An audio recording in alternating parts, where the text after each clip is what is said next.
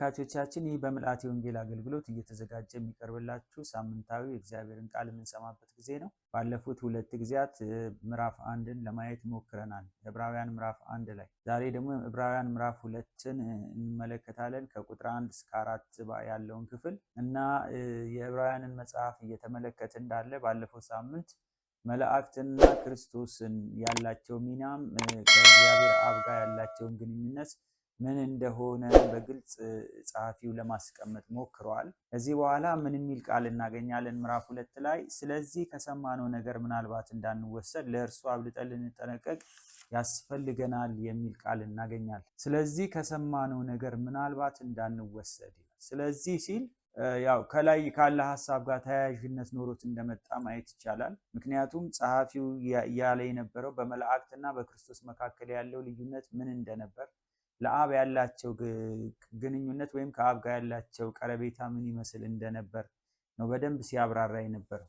በአይሁዳውያኑ ዘንድ ያው መላእክትን እንደ አምላክ ተክተው የማምለክ ልማዱ በጣም ስለነበረና ስለተስፋፋ መላእክት ማለት ፍጡር እንደሆኑና እግዚአብሔር ፈጣሪ እንደሆነ እግዚአብሔር ብቻም ሳይሆን ክርስቶስም ፈጣሪ እንደሆነ አብሮ ይነግረናል። ስለዚህ ክርስቶስ ከአብ ጋር መከማትን እንደሚገባ ነገር ሳይቆጥር ያው ለሰው ልጆች ቤዛ ለመሆን ብሎ ዋጋ እንደከፈለ ይነግረናል። ከዚህ የተነሳ እናንተ አሁን በመላእክት አምልኮ ልትወሰዱ አይገባም። የሰማችሁት ብዙ ነገር ሊኖር ይችላል። ስለ መላእክት የምታውቁት ነገር ሊኖር ይችላል።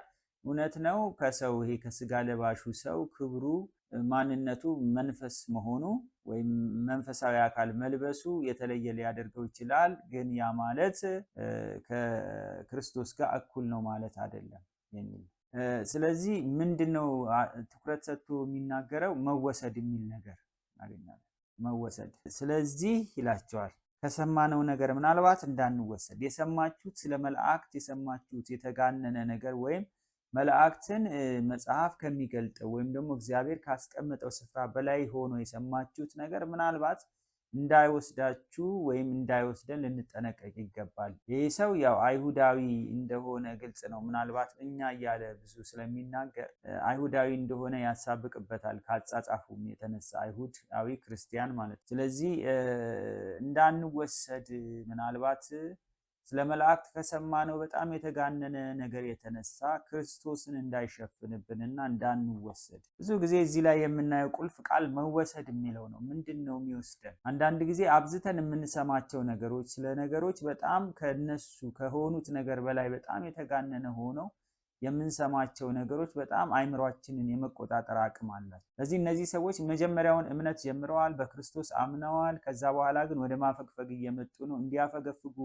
ያደረጋቸው አንዱ ነገር ምንድነው? የሚሰሙት ነገር፣ ስለ መላእክት የሚሰሙት ነገር በዛ ጊዜ አለ ብለው ከወንጌል ጋር ተቃርኖ ስለመጣው መንፈሳዊ ልምምድ ወይም ደግሞ መላእክትን አግዝፎ የማየቱ ነገር ይሄንን እነዚህን ሰዎች ሳይወስዳቸው አልቀረም። ከዚህ የተነሳ ምንድነው የሚለው? እንዳንወሰድ አብልጠን ልንጠነቀቅ ይገባል። የሚወስዱ ነገሮች አሉ ነው። ብዙ ጊዜ ስለመወሰድ ስናስብ ምኞት አንዱ የሚወስደን ነገር ነው። በመንፈሳዊ ትጋስት ውስጥ ሆነን እያለን በጣም ለስጋችን ጠቃሚ የሚመስል እኛን በጣም ወደ ተለየ ነገር ሊያደርሰን ይችላል ብለን የምናስበው አንዳንድ ጊዜም በውስጥ ስሜቶቻችን ተነስተን ወደ መወሰድ እንመጣለን። አሁን በተለይ በተቃራኒ ጾታ ምናምን ያሉትን ግንኙነቶች ስንመለከት ሰዎች የመወሰድ አደጋ ውስጥ የመወሰድ ጠርዝ ላይ ሲደርሱ እንመለከታለን። መንፈሳዊ ሰው ሆነው ማለት ነው። ሰዎች በጋብቻም ሆነው ሊሆን ይችላል፣ ከጋብቻም ውጭ ሆነው ሊሆን ይችላል።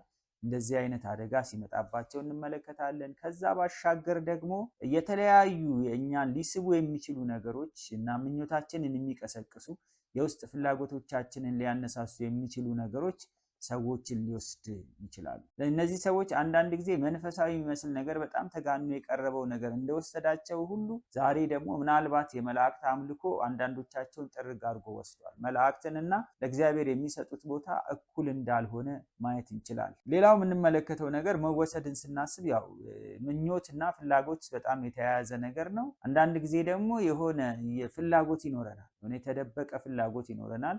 ወይም ደግሞ ፍላጎቱ በራሱ ምርኩስ ያልሆነ ነገር ሊሆን ይችላል። ግን መንፈሳዊ ነገራችንን እስክንጥል ድረስ ህይወታችንን፣ ጊዜያችንን፣ ብዙ ነገራችንን የሚወስድብን ነገር ከሆነ በጣም እሱም አደገኛ ነው። አንድ ነገር የምንፈልገው ነገር መጀመሪያ ምንድን ነው የሚለው እሱ ራሱን የቻለ ነገር ነው። ሁለተኛ ነገር የምንፈልገው ነገር ደግሞ ከመንፈሳዊ ነገራችን ወይም ከእግዚአብሔር ጋር ካለን ግንኙነት ወይም ከቃሉ ጋር ካለን ግንኙነት ወይም ለጸሎት ከምንሰጠው ጊዜ በላይ አብልጦ የጊዜያችንን የሚሻማና የሚወስድብን ከሆነ እሱን ቆም ብለን ማሰብ አለን። የፈለግነው ነገር ኃጢአትም ሆነ አልሆነ ኃጢአት መሆኑ ያው መጀመሪያውንም እዛ ጋር ቦርደር ላይ እንቆማለን። ይሄ ነገር ኃጢአት ነው የሚለው በመጽሐፍ ቅዱሳዊ መሰረት ልንጥለው እንችላለን። ከዛ ውጭ ግን ከኃጢአትም ባሻገር ሆኖ ደግሞ በራሱ ኃጢአት ያልሆነ የሚመስል ነገር ግን በጣም ጊዜያችንን የሚበላ ነው። ለምሳሌ አሁን በዘመኑ የሶሻል ሚዲያ ወይም ደግሞ ይሄ ሞባይል አጠቃቀማችንን ስንመለከተው በጣም ጊዜያችንን የሚወስድ በጣም ጊዜያችንን የሚሻማ እየሆነ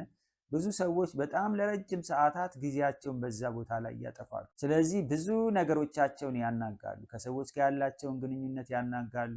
ለራሳቸው የሚጠቅማቸው ነገር ላይ ማሳለፍ የሚገባቸው ወይም በራሳቸው ሕይወት ላይ መስራት የሚገባቸውን ነገር ያናጋሉ።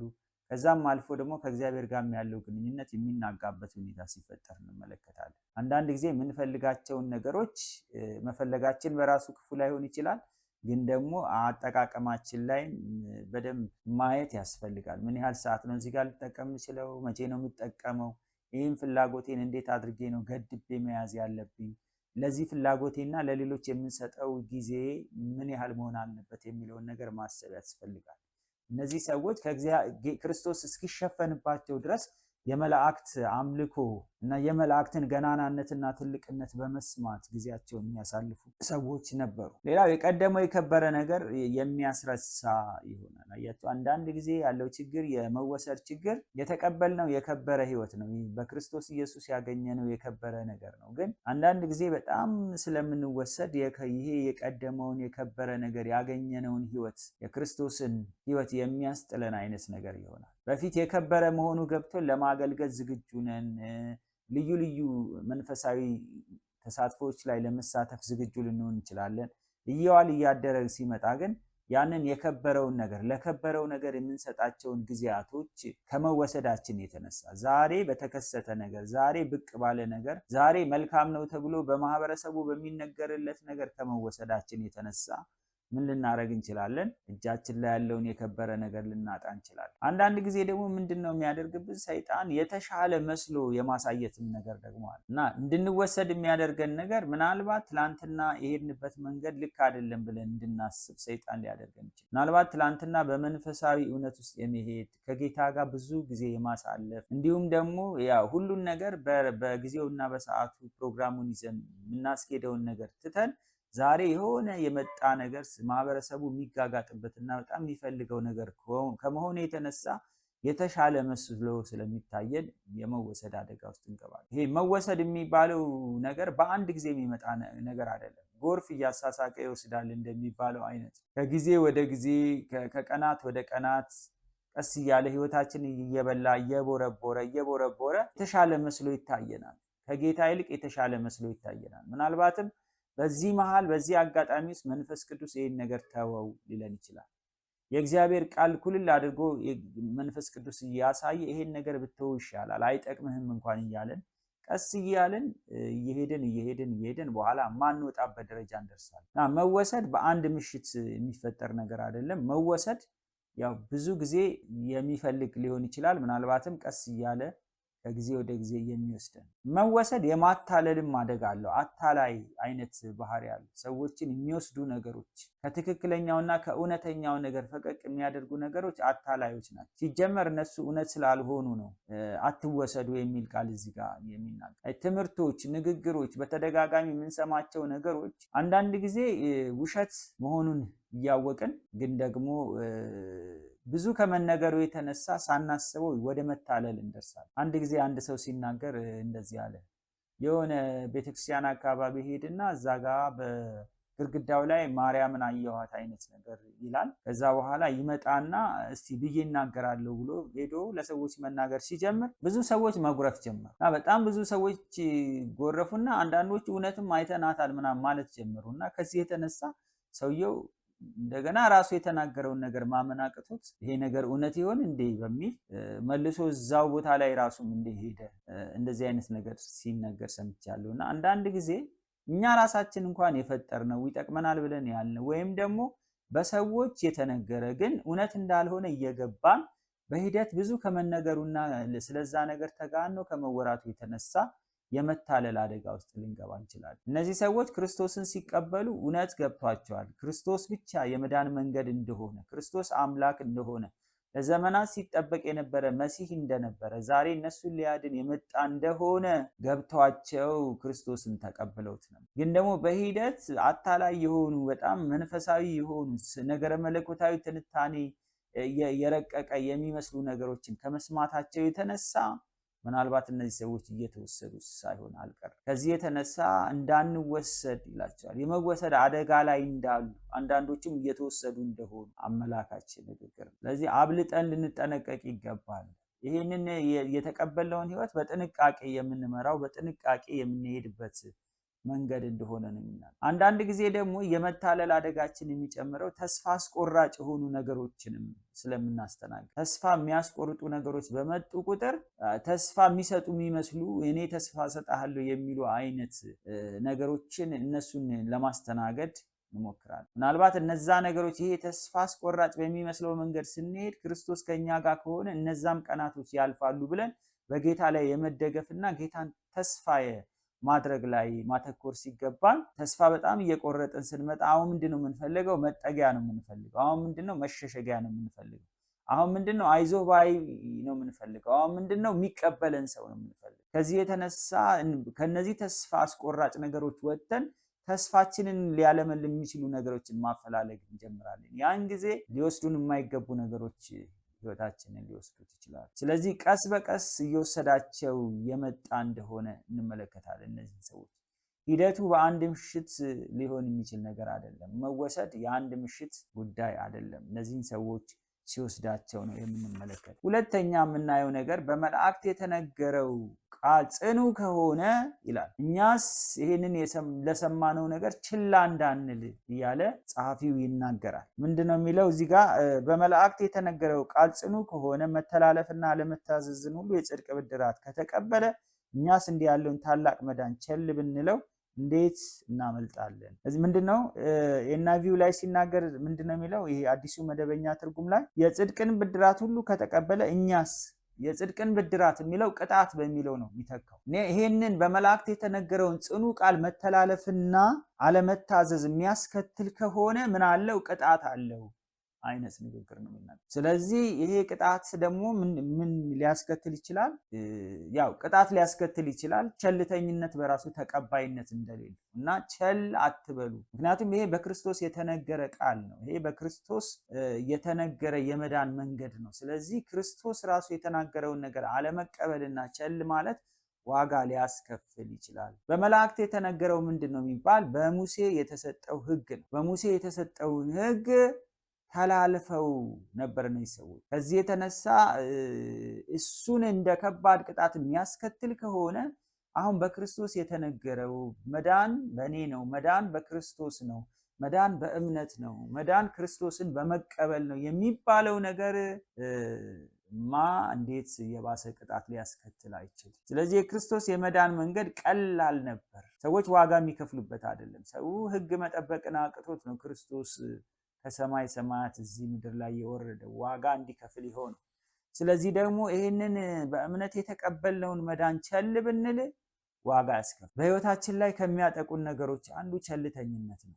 ቸልተኝነት አንድን ነገር በጊዜው ማድረግ፣ በጊዜው መስራት፣ በጊዜው ማከናወን ሲገባን የማናደርግበት ጊዜ አለ እና ቸልተኝነት የራሱ የሆነ ዋጋ ያስከፍላል። እዚህ ጋር ምንድን ነው የሚለው? በክርስቶስ የተሰጣችሁን ይህንን ህይወት ቸል ካላችሁ ከዚህ የተሻለ መስዋዕት አይቀርብላችሁም። ከዚህ የተሻለ የመዳን መንገድ አይቀርብላችሁም። ይሄ የመጨረሻው የመዳኛ መንገድ ነው። ህግ ተሰጥቷችሁ ነበር፣ ህግን መጠበቅ አልቻላችሁ። ስለዚህ አሁን ይሄንን የክርስቶስን መንገድ ስትቀበሉ የዘላለም ህይወት ታገኛላችሁ። ይሄንን ቸል ብትሉ ግን ሌላ መስዋዕት ለእናንተ ሊቀርብላችሁ አይችልም። ስለዚህ እናንተ እንደምታስቡት የመላእክት አምልኮ ወይም ደግሞ የተለያየ አማልክት እናንተ ሊያድኗችሁ ሊያስጥሏችሁ አይችልም። ስለዚህ ለዘመናት ሲጠበቅ የነበረው እግዚአብሔር በገዛ ክንዱ መድኃኒት ለማምጣት ፈልጎ የላከው ክርስቶስን አለመቀበል በህይወታችሁ ላይ ከባድ አደጋ ተጋርጦባችኋል። ስለዚህ ደግሞ ቸል አትበሉ። ለምንድን ነው በህይወታችን ላይ በብዙ ነገር ቸልተኛ እንሆናለን? ብዙ ነገሮችን አንዳንድ ጊዜ በሰዓቱና በጊዜው ማከናወን የሚገባንን ነገር ራሱ ቸል ብለን ነገ እናደርገዋለን እንላለን፣ ነገ እንሰራዋለን። ነገ በእኛ እጅ አይደለም ያለው። ዛሬ ማድረግ የሚገባንን ነገር ማድረግ አለብን። ዛሬ መስራት የሚገባንን ነገር መስራት አለብን። አንዳንድ ጊዜ ደግሞ ቸልተኝነት የሚከሰተው ይሄ ነገር ጠቀሜታው እምብዛም ነው ብለን ከማሰብ የተነሳም ሊሆን ይችላል። የክርስቶስን ጠቀሜታ ግን የዚህ ምድር ብቻ ሳይሆን እስከ ዘላለሙ ድረስ ስለሆነ በክርስቶስ ጉዳይ ላይ ቸልተኝነት በጣም አደጋ ያመጣል። በነገራችን ላይ በህይወት እንቅስቃሴያችን ላይ እንኳን ቸልተኛ የምንሆን ሰዎች ከሆንን ነገሮችን በጣም ኤክስትሪምሊ ቀለል አድርገን የምናይ በጣም ጥግ የያዘ ነገሮችን ማቃለል ውስጥ የምንገባ ከሆነ እና ወደ ቸልተኝነት የምናመራ ከሆነ ብዙ ዋጋዎችን ልንከፍል እንችላለን። ማግኘት የሚገባንን ነገር ላናገኝ እንችላለን እና በጊዜው የሚደክም በጊዜው የሚሰራ ከዛ ብድራቱን ያጭዳል እና አንዳንዴ ቸልተኝነት በራሱ ከባድ ነገር ነው። ይሄ ደግሞ ቸል ከመባል ከሌለባቸው ዋናና አውራ ተወዳዳሪም የሌለው ጉዳይ ነው። ምክንያቱም የመዳን ጉዳይ ነው። ሁሉ ነገር ማገልገልም፣ መንፈሳዊ እንቅስቃሴም፣ የተለያዩ ምድራዊ ብልጽግና ምንም ብትሉት እሱ ሁለተኛ ነገር ነው። ምናልባት እሱ ከኛ ጋር ለዘላለም የሚዘልቅ ላይሆን ይችላል፣ ግን መዳን ወሳኝ ነገር ነው። ሁሉ ነገር ከዳንን በኋላ ነው። ስለ ዳንን ነው የምናገለግለው። ስለ ዳንን ነው ፍቅራችንን ለጌታ መግለጽ የቻለው። ስለዚህ ይህንን የመዳን መንገድ ይህንን ክርስቶስ በፍቅር እጆቹ ዘርግቶ የጠራንን መንገድ ቸል ካለን ግን ዋጋ እንከፍላለን። ስለዚህ በጣም ጥንቃቄ ማድረግ የሚገባን ለዚሁ ለመዳናችንም ሆነ ከመዳናችን ውጭ ላሉ ጉዳዮቻችን እንኳን ሳይቀር ቸልተኝነት የህይወታችን መመሪያ ልናደርገው አይገባም፣ ወይም የኛ ላይፍ ስታይል መሆን የለበትም። እዚህ ጋር የምንመለከተው ከዚህ የተሻለ ሌላ መዳን ለእናንተ ምን አይቀርብላችሁ። ስለዚህ ሌላ መስዋዕት ለእናንተ ሊቀርብ አይችልም። ምናልባት የብሉይ ኪዳኑ የኃጢአት መስዋዕት ምን ያደርግ ነበር? ኃጢአትን ይከድን ነበር። የክርስቶስ ደም ግን ኃጢአትን ያነጻል። ስለዚህ ኃጢአተኝነታችንን አምነን ክርስቶስ ሊያድነን ሊታደገን ይችላል ብለን ከቸልተኝነት ህይወት ወጥተን ወደ ክርስቶስ እንድንመጣ ከዛም ደግሞ በክርስቶስ ሆነን እየተመላለስን ደግሞ ቸል ሳንል ጉዳዩን ሲሪየስሊ አድርገነው ጌታን እንድንከተለው ጌታ ከኛ የሚፈልገውን ነገር በሰዓቱና በጊዜው ምላሻችንን እየሰጠን እንድንሄድ እግዚአብሔር በምድር ላይ በእኛ ህይወት ውስጥ ሊፈጽመው በሚገባው ጉዳይ ላይ እንዳንደራደር እና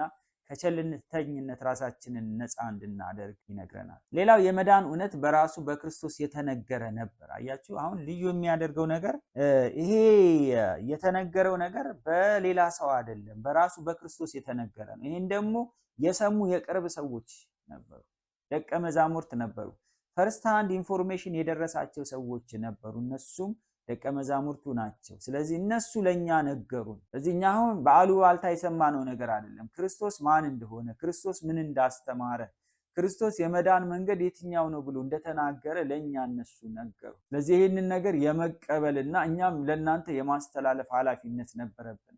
በዚህ ምክንያት ወደ እናንተ ይህንን እውነት አመጣ ነው። ይህን ነገር ናቸው።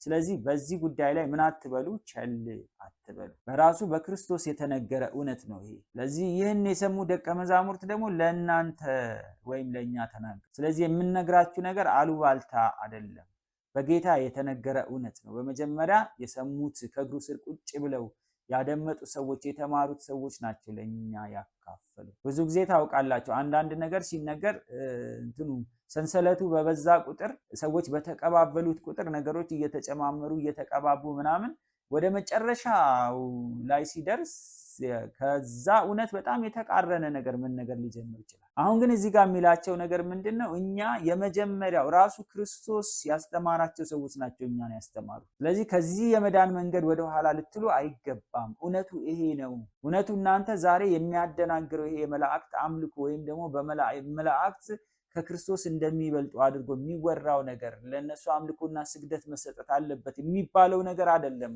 እውነቱ ክርስቶስ ነው። እውነቱ መጀመሪያ ስነግራችሁ የሰማችሁት የተቀበላችሁት ልትከተሉት የወሰናችሁለት እውነት ነው እና ከዛ ፈቀቅ ብትሉ ዋጋ ትከፍላላችሁ። ስለዚህ ይሄ እውነት ነው። አንድን ነገር እንድንቀበለውም እንዳንቀበለውም ሊያደርገን የሚችለው ነገር የሚነገረው ነገር ምንድን ነው? ሁለተኛ ተናጋሪዎቹ እነማን ናቸው የሚለው ነገር ወሳኝ ነው። ተናጋሪዎቹ እንግዲህ እንግዲህ ለዚህ ለዕብራውያን ጸሐፊ የነገሩ ሰዎች የመጀመሪያው ኢንፎርሜሽን የሰሙ ሰዎች ወይም ደግሞ የመጀመሪያውን የክርስቶስን ትምህርት ቁጭ ብለው በእግሩ ስር የተማሩ ሰዎች ናቸው። እሱም ደግሞ ይህን የተቀበለውና የተማረውን ነገር ለነዚህ አይሁድ ክርስቲያኖች ሲጽፍላቸው ነው የምንመለከት። ስለዚህ ከዚህ ነገር ፈቀቅ ብንል ዋጋ እንከፍላለን። ይሄ አሉባልታ አይደለም፣ የሰሚ ንግግር አይደለም።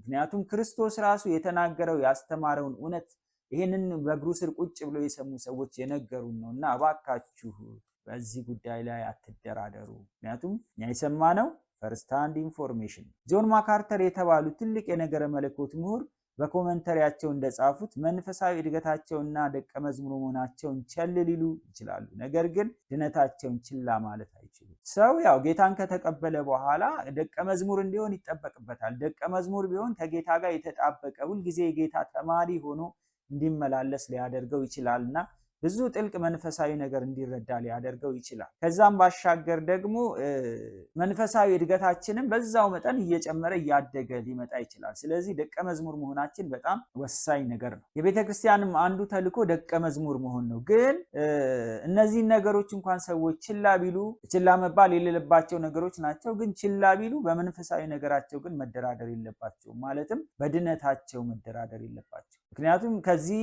ዓለም ባሻገር የሚመጣ ዓለም አለ፣ ወይም ደግሞ እኛ የምንሄድበት ክርስቶስ ለእኛ ያዘጋጀው ርስት አለ።